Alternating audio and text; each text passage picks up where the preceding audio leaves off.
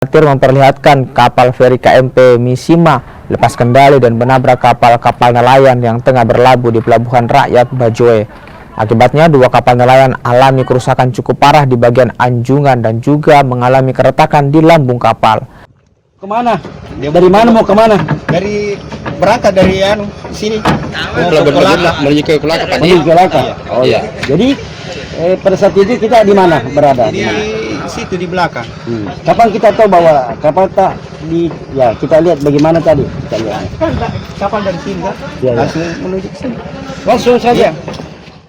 Kapal feri Mishima sebelumnya mengalami masalah kelistrikan di bagian kemudi sesaat setelah berangkat dari pelabuhan Bajoe menuju pelabuhan Kolaka hingga kapal tersebut tidak dapat dikendalikan. Sementara penumpang kapal feri dialihkan ke kapal lain untuk diberangkatkan. Kapal olah gerak keluar, tiba-tiba itu ada listrik di kemudi bermasalah, sehingga ya tiba-tiba kemudi tidak bisa berfungsi dengan normal.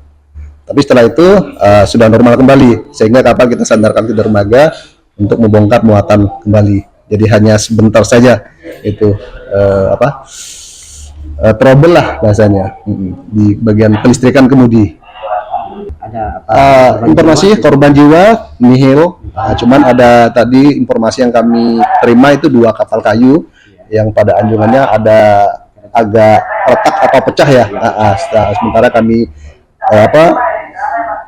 lihat kerusakannya apa, nanti kami selesaikan secara kekeluargaan dengan pihak pemilik kapal.